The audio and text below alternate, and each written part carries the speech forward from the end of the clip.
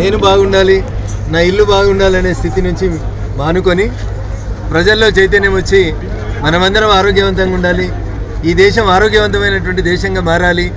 లేకపోతే భారతదేశం డయాబెటీస్కి పుట్టినిల్లులాగా, ప్రపంచంలో డయాబెటిక్ పేషెంట్లు ఎక్కడ ఎక్కువ ఉన్నారంటే భారతదేశంలో ఉన్నారనేటువంటి స్థితి నుంచి ఆరోగ్యవంతమైనటువంటి సమాజాన్ని నిర్మించడానికి ప్రజలలో వచ్చినటువంటి అవేర్నెస్ పట్ల నేను సిద్దిపేట పట్టణ ప్రజలందరికీ కూడా శుభాకాంక్షలు, అభినందనలు తెలియజేస్తాను.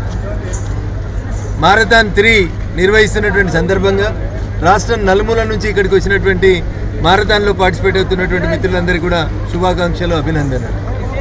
అరిస్టాటిల్ చెప్పినట్టు sound mind in sound body అని చాలామంది సూర్యునితో పోటీపడి లేచి పరిగెత్తేటువంటి ఈ కార్యక్రమంలో పాల్గొంటున్నారు. దీనివల్ల భవిష్యత్తు లోపల ఈ దేశం ఆరోగ్యవంతంగా ఫిట్ ఇండియా, ఖేలో ఇండియా అని నరేంద్ర మోడీ గారు ఏదైతే పిలిపించినారో ఆ దిశగా ప్రజల్లో చైతన్యం వస్తుంది. నేను అందరినీ కూడా ఈ సందర్భంగా శుభాకాంక్షలు, అభినందనలు తెలియజేస్తాను.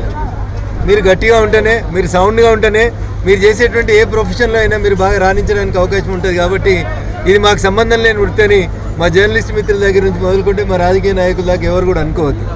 ఇది క్రీడాకారులు చేసుకోవాల్సిన అంశం, మాకు సంబంధం లేనటువంటి అంశాన్ని ఎవరు కూడా అనుకోవద్దు.